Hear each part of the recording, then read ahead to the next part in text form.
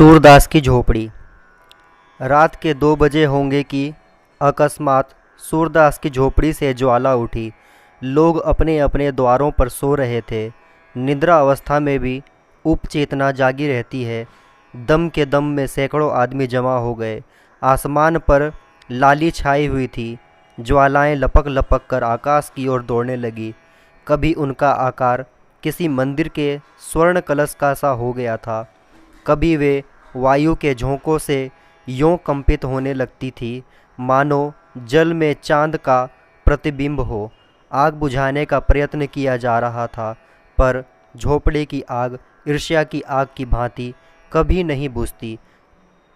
कोई पानी ला रहा था, कोई यों शोर मचा रहा था, किंतु अधिकांश लोग चुपचाप खड़े नैराश्यपूर्ण दृष्टि से अग्निदाह को देख रहे थे, मानो किसी मित्र की चिताग्नि है। सहसा सूरदास दौड़ा हुआ आया और चुपचाप ज्वाला के प्रकाश में आकर खड़ा हो गया। बजरंगी ने पूछा, यह कैसे लगी सूरे? चूल्हे में तो आग नहीं छोड़ दी थी? सूरदास, झोपड़े में जाने का कोई रास्ता ही नहीं है।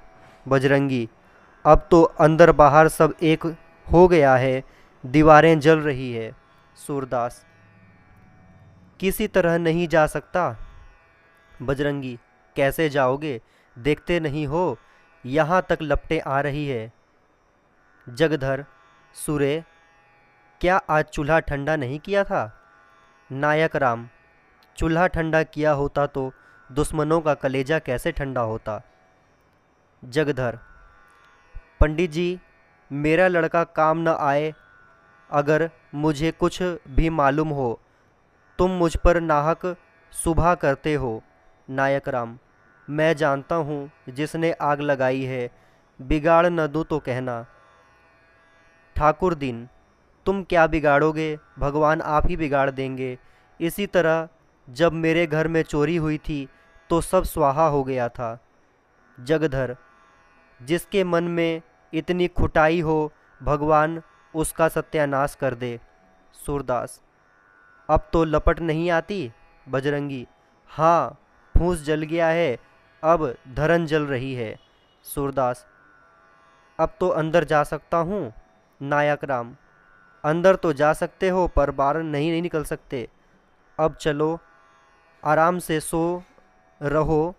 जो होना था हो गया, पछताने से क्या होगा? सूरदास, हाँ, सो रहूँगा, जल्दी क्या है? थोड़ी देर में रही सही आग बुझ गई। कुशल यह था कि और किसी के घर में आग न लगी। सब लोग इस दुर्घटना पर आलोचनाएं करते हुए विदा हुए।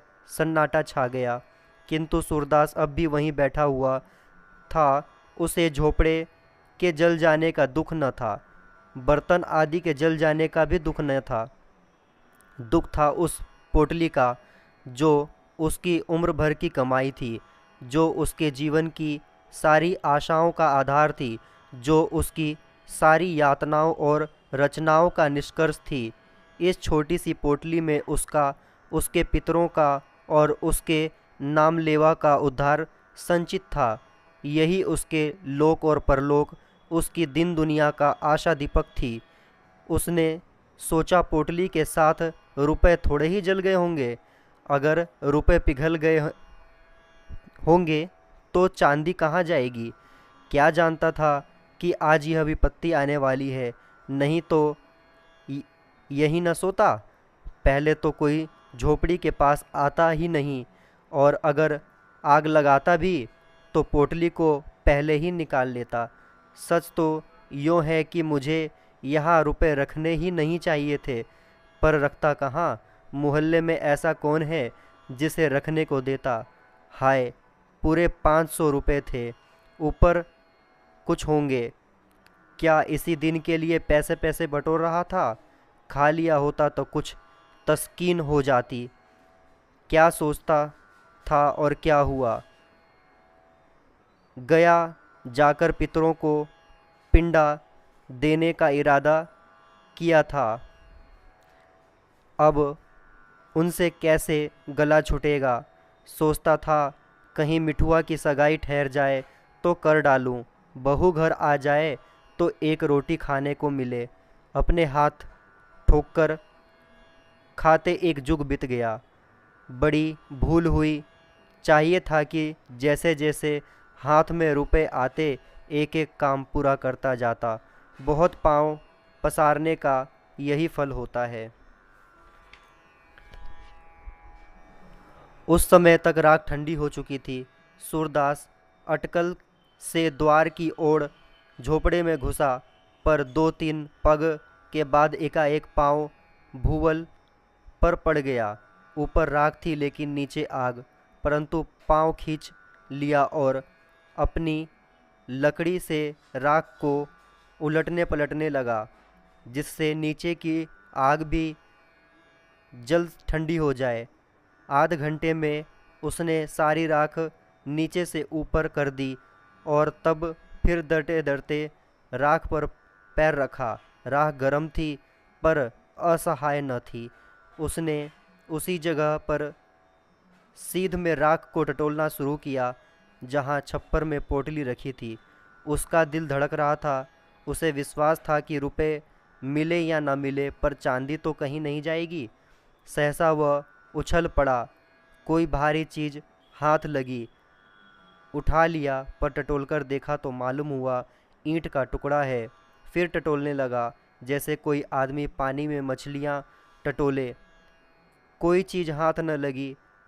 तब तो उसने नैराश्य की उतावली और अधीरता के साथ सारी राख छान डाली। एक एक मुट्ठी राख हाथ में लेकर देखी।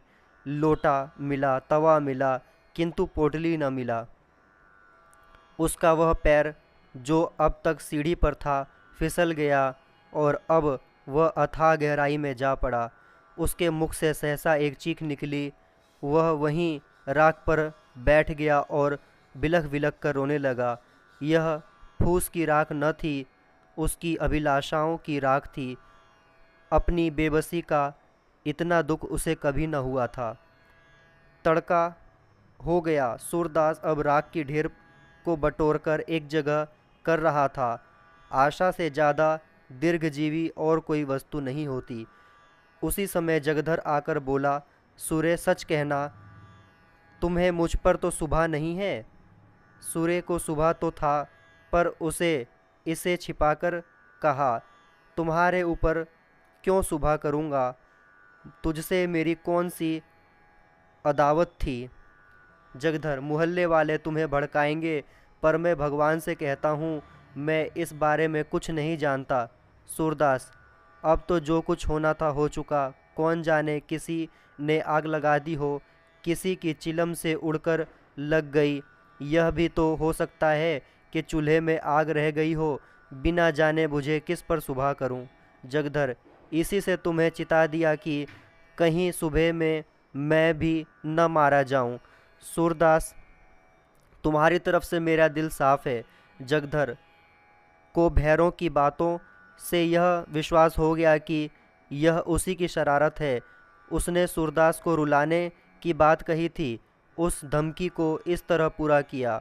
वह वहाँ से सीधे भैरव के पास गया। वह चुपचाप बैठा नारियल का हुक्का पी रहा था, पर मुख से चिंता और घबराहट झलक रही थी।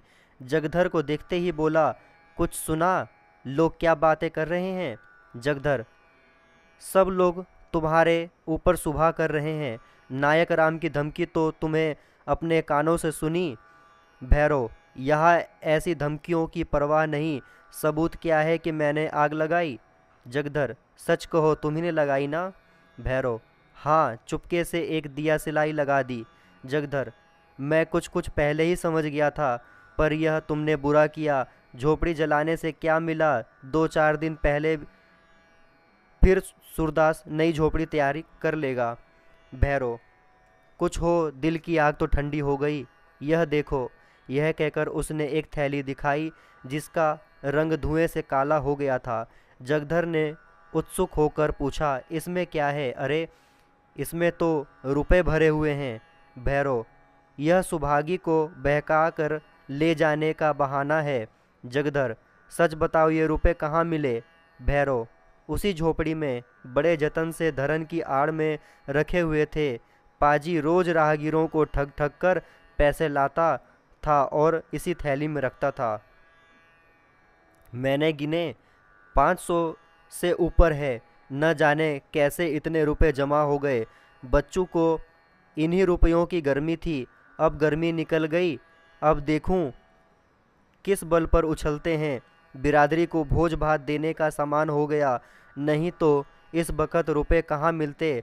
आजकल तो देखते ही हो लुटेरे के मारे बिक्री कितनी मंदी है। जगधर, मेरी तो सलाह है कि रुपए उसे लौटा दो। बड़ी मेहनत की कमाई है, हजम न होगी। जगधर दिल का खोटा आदमी नहीं था, पर इस समय यह सलाह उसे नेक नियति से नहीं, हसद से दी थी। उसे यह असहाय था कि भैरव के हाथ इतने रुपए लग जाएं। भैरव आधे रुपए उसे देता तो शायद उसे तस्कीन हो जाती, पर भैरव से यह आशा न की जा सकती थी। बेपरवाही से बोला, मुझे अच्छी तरह हजम हो जाएगी। हाथ में आए हुए रुपए को नहीं लौटा सकता। उसने तो भीख मांगकर ही हजम किए थे। गेहूं तो नहीं तोला था। जगधर, पुलिस सब खा जाएगी। भैरव, सुरे पुलिस में भी न जाएगा, रो धोकर चुप हो जाएगा। जगधर, गरीब की हाय बड़ी जानलेवा होती है। भैरव, वह गरीब है, अंधा होने से ही गरीब हो गया। जो आदमी दूसरों की औरतों पर डोरे डाले, जिसके पास सैकड़ों रुपए जमा हो, जो दूसरे को रुपए उधार देता हो, वह गरीब है। गरीब जो कहो तो हम तुम हैं। घर में ढूंढ आओ, 1 रुपए सिक्का न मिलेगा। ऐसे पापियों को गरीब नहीं कहते। अब भी दिल का कांटा नहीं निकला। जब तक उसे रोते हुए न देख लूँगा, यह कांटा न निकलेगा। जिसने मेरी आबरू बिगाड़ दी, उसके हाथ जो चाहे करूँ, मुझे पाप नहीं लग सकता।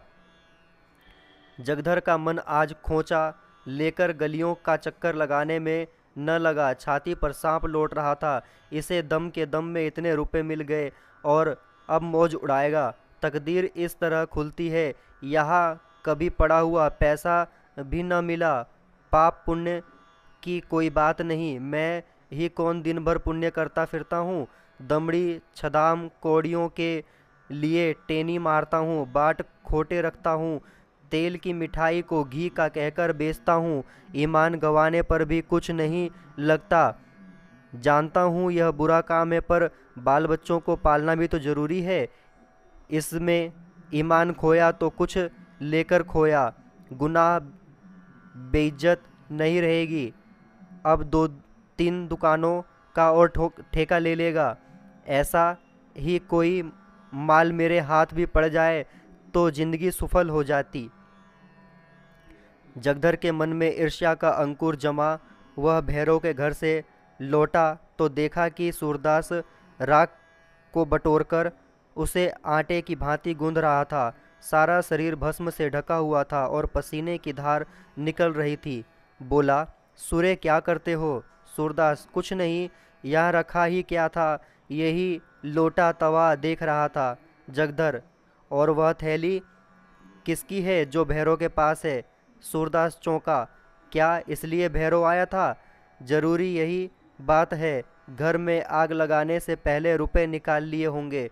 लेकिन अंधे भिखारी के लिए दरिद्रता इतनी लज्जा की बात नहीं है जितना धन। सूरदास जगधर से अपनी आर्थिक हानि को गुप्त रखना चाहता था। वह गया जाकर पिंडदान करना चाहता था, मिठुआ का ब्याह करना चाहता था, कुआं बनवाना चाहता था, किंतु इस ढंग से कि लोगों को आश्चर्य हो कि इसके पास रुपए कहाँ से आए।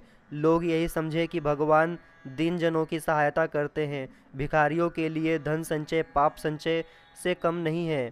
कि बोला, मेरे पास थैली वैली कहाँ होगी? किसी की थैली होती तो भीख मांगता। जगधर, मुझसे उड़ते हो? भैरव मुझसे स्वयं कह रहा था कि झोपड़े में धरन के ऊपर यह थैली मिली। 500 रुपये से बेसी है। सूरदास, वह तुमसे हंसी करता होगा। 5.5 रुपये तो कभी जुड़े नहीं, 550 कहाँ से आते? इतने में सुभागी वहाँ आ पहुँची। रात भर मंदिर के पिछवाड़े अमरूद के बाग में छिपी बैठी थी। वह जानती थी आग भैरों ने लगाई है। भैरों ने उस पर जो कलंक लगाया था उसकी उसे विशेष चिंता न थी, क्योंकि वह जानती थी किसी को इस पर विश्वास न आएगा, लेकिन मेरे कारण सूरदास का यूं सर्वनाश हो जाए इसका उसे बड़ा दुख था। वह इस समय उसको तस्कीन देने आई थी। जगधर वहाँ खड़े देखा तो झिझकी, भय हुआ कहीं यह मुझे पकड़ न ले। जगधर को वह भैरव ही का दूसरा अवतार समझती थी। उसने प्रण कर लिया था कि अब भैरव के घर न जाऊंगी, अलग रहूंगी और मेहनत मजदूरी करके जीवन का निर्वाह करूंगी। यहाँ कौन लड़के रो रहे हैं, एक मेरा ही पेट उसे भारी है ना। अब अकेले ठोके और खाए और बुढ़िया के चरण धो धोकर पिए। मुझसे तो यह नहीं हो सकता।